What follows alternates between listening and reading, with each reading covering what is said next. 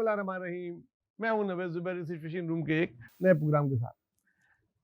नाज़रीन, हालिया दिनों में भारत में होने वाली G20 कॉन्फ्रेंस बुरी तरह फ्लॉप हुई। वो क्यों और कैसे फ्लॉप हुई, और उसमें जो उसका लिबाब था, जो उसका सेंट्रल आइडिया था, रेल कार्गो कॉरिडोर, जो उसको यूरोप से और सऊदी अरब से और पता नहीं कहाँ कहाँ से मिला रहा है, उस पर हम तफसीली बात आज करेंगे और उसको एक्सपोज करेंगे कि ये क्यों फिजिबल नहीं है, ये क्यों एक ख्याली प्रोग्राम है।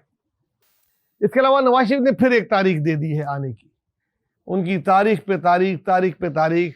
तो ये तारीख भी कोई सही तारीख है या इसमें भी कोई शक व शुबात है? उस शक व शुबात पे भी हम आज बात करेंगे।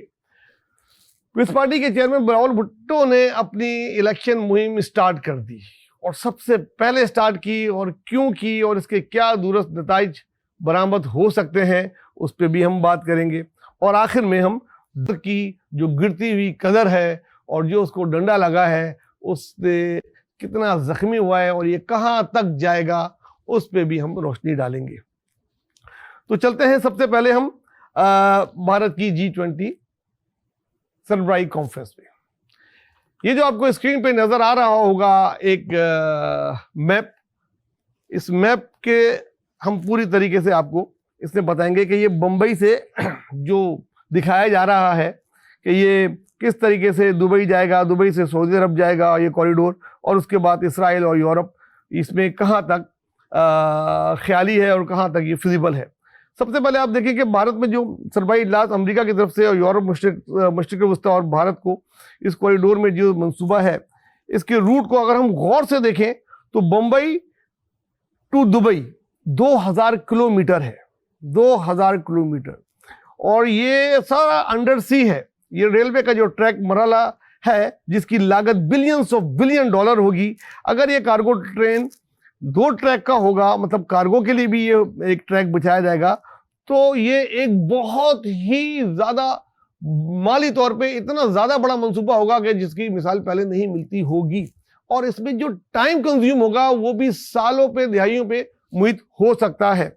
साथ साथ अगर हम ये देखें कि ये फिजिबल है कि नहीं, तो एक बात ये इसलिए और इसको मुस्तहकम करती है कि ये ख्याली है, क्योंकि अगर ये बम्बई से लोड हुआ 2000 किलोमीटर जाने के बाद, जब ये दुबई में पानी से निकल के उस पर आएगा, तो दोबारा इसको रीलोड करना पड़ेगा, और फिर इसको दोबारा रीलोड करने के लिए ऑफलोड करना पड़ेगा, फिर रीलोड करना पड़ेगा, और फिर बरास्ता दुबई ये UAE से सऊदी अरब जाएगा और फिर सऊदी अरब से हाइफा इसराइल जाएगा, और फिर एक दफ़ा ऑफलोड करना पड़ेगा, फिर रीलोड करना पड़ेगा। इस तरह कई दफ़ा इस कार्गो को ऑफलोड और रीलोड करना पड़ेगा, जिससे कि इसकी जो प्राइस है वो कहीं ज़्यादा, उससे ज़्यादा चली जाएगी जो ये आम तौर पे समुद्र से कार्गो जाता है। तो ये फिजिबल लगता ही नहीं, मतलब किसी भी तौर पे इसको देखा जाए तो ये एक सिर्फ जियोपॉलिटिकल ख्याली मंसूबा है। ये हिंद सऊदी अरब तजारती रास्ता माली तौर पे काबिल अमल इसलिए भी नहीं है कि बार बार ऑफलोड होने से और लोड होने से जो मराइल होते हैं उसमें बहुत ज़्यादा टाइम कंज्यूम होता है और बहुत ज़्यादा पैसा होता है, और हर चीज़ जो तजारती चीज़ें होती हैं उसमें टाइम बड़ा काउंट होता है। जो रास्ता समुद्र अगर देखा जाए 20 दिन में पहुंचता है, तो इस तरीके से इसको पता नहीं कितने दिन पहुंच जाएंगे। और जो जिस रास्ते में जिस रास्ते में जितनी प्रॉब्लम्स आएंगी वो नाकाबिले बयान है। मतलब एक तो ये टनल हजारों मीटर समुद्र में बनाना, फिर उसकी सिक्योरिटी के लिए वहां जहाज खड़े रखना, क्योंकि इनको बनाने में तो 10 साल लगेंगे, किसी एक दहशतगर्द तंजीम को इसको तबाह करने में 10 घंटे लगेंगे। तो उसकी हिफाजत करने के लिए जो पैसा लगेगा वो भी आप ख्याल में रखा जाए। अलबत्ता इस मंसूबे से सिर्फ CPEC को काउंटर करना को कहा जाए तो बेजाना होगा कि CPEC को काउंटर करने के लिए ये है, और इससे सिवाय इसके कि ये एक ख्याली मंसूबा है और कुछ भी नजर नहीं आता। क्योंकि अगर ये फिजिबल होता तो ये बहुत पहले ऐसे कई चीजें बन चुकी होती, जबकि चाइना सऊदी अरब के साथ मिलकर काम कर रहा है और बहुत जगहों पे काम कर रहा है, और अमेरिका इसको इग्नोर कर रहा है या इसको ना चाहते हुए भी कुछ नहीं कर पा रहा। उसकी वजह से उसने ये एक ऐसी चीज़ करवाई है सऊदी अरब से, या सऊदी अरब ने एक ऐसी चीज़ की है कि शायद अमेरिका को थोड़ा बहुत वो लगे कि हम ये काम कर रहे हैं कि सी पैक के। लेकिन ये मंसूबा बहरहाल हर तरीके से एक फ्लॉप और ख्याली मंसूबा है। एक ऐसा ही ख्याली मंसूबा जैसे कि इंडिया चांद पे गया और चांद की उस डार्क साइड पे गया जहां पे आज तक कोई नहीं गया, और आज तक उन्होंने ये नहीं बताया कि उनको चांद पे क्या मिला या उस डार्क साइड पे जाके क्या तहकीक हुई। शायद अंधेरा बहुत था, इसलिए कुछ अभी तक नजर नहीं आया है। बहरहाल वो दुनिया को कितना भी अंधेरे में रखे, लेकिन दुनिया के इकोनॉमिस्ट ने और दुनिया के लोगों ने जो बड़े बड़े इस किस्म के तजारती मंसूबे पर नजर रखते हैं, उन्होंने इसको खारिज इम्कान करार दे दिया। और इसके अलावा इस G20 से और कुछ भी हासिल नहीं हुआ, उल्टा भारत एक्सपोज हुआ। खुद भारत में और दुनिया भर में से पहले जितनी झोपड़ियां साफ की गई और गरीबों को जिस तरीके से हटाया गया और जिस किस्म के मुजाहरे हुए, उसकी कवरेज भी बहुत ज़्यादा दिखाई गई। इसके अलावा चाइना ने बाइकाट किया, पुतिन इसमें नहीं आए, रशिया ने भी इग्नोर किया, और दुनिया के बहुत बड़े जो वाकई G20 मुमालिक हैं उन्होंने इसकी कितनी कोई पजीराई नहीं की। ये सिर्फ 3 मुल्कों का एक शो नजर आ रहा था। बांग्लादेश को और दूसरों को भी G20 में ऑब्जर्व के लिए बुलाया और बिठाया, जिसकी भी कोई खास वजह नहीं दिखाई गई, इसलिए कि इसमें कोई कुछ था ही नहीं। खैर पूरा लबाब ये कॉरिडोर था जो कि उड़ा दिया है सारे तजिया निगारों ने।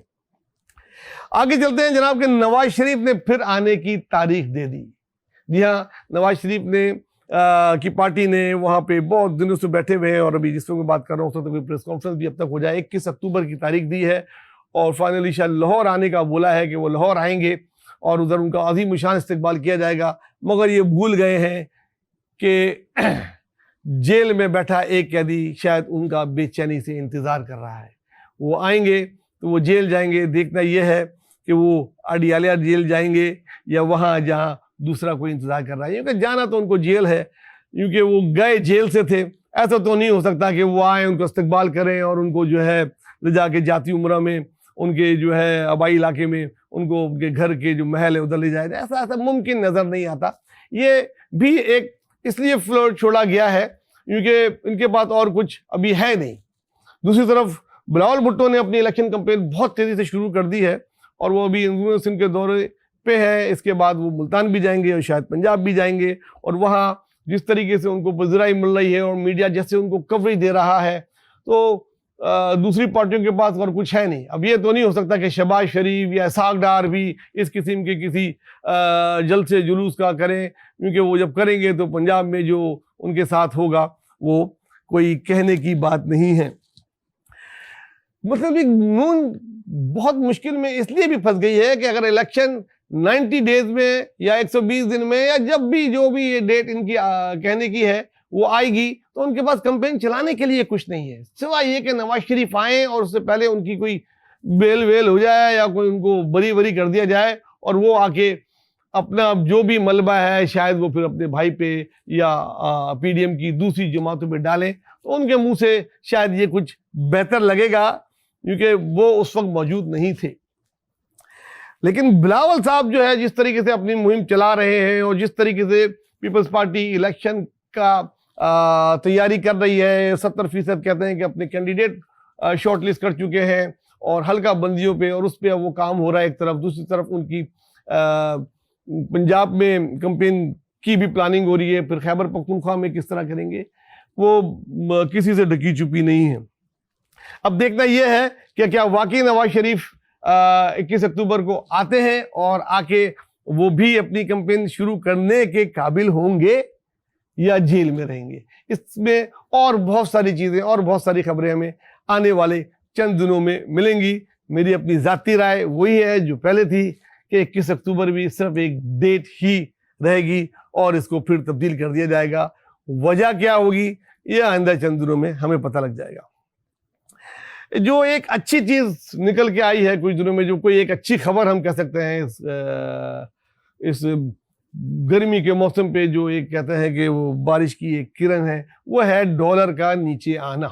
जब से डॉलर को डंडा लगा है, डॉलर जख्मी हुआ है, वो दिन ब दिन लड़खड़ाता खड़खड़ाता इस जगह पर आ गया है कि आज डॉलर 300 से नीचे आ गया है और हर गुजरते दिन के साथ ये और नीचे आ रहा है और उम्मीद है कि एक माह के अंदर 250 से 260 तक पे ये लेकर आएंगे। अगर इस जगह पे ये ले आए तो इसके दूरस्थ नताइज फिर कुछ गरीबों को मिलने शुरू होंगे, क्योंकि फिर पेट्रोल सस्ता होगा, बिजली सस्ती होगी, और जो चीज़ें हैं जो महंगी डॉलर की वजह से हो गई थी वो शायद वापस अपनी जगह पर आए, और उसके आने के बाद यूरो कौन बनेगा ये भी देखना होगा। आने वाले दिनों में जिस तरह आपने देखा चीनी के गोदामों में छापे पड़े, बिजली के गोदामों में छापे पड़ रहे हैं, और ये जो ऑपरेशन इकोनॉमिकल ऑपरेशन जिसे कहा जा रहा है ये चल रहा है, क्या ये ऑपरेशन पॉलिटिकल ऑपरेशन में भी तब्दील होगा कि नहीं। और वो जो एक बात जो बहुत ज़्यादा की जा रही है कि आने वाले दिनों में 62-63 का चर्चा उठेगा, नए चीफ जस्टिस के आने के बाद बहुत कुछ होना बाकी है। अगले चंद दिनों में बहुत बड़ी बड़ी जगहों पे बड़ी बड़ी पोस्टिंग हो रही है, उसके क्या नताइज होंगे ये हम अपने अगले प्रोग्राम में डिस्कस करेंगे। जब तक के अपना दोस्तों और ख़ासकर गरीबों का बहुत ख्याल रखिएगा। अल्लाह हाफिज़।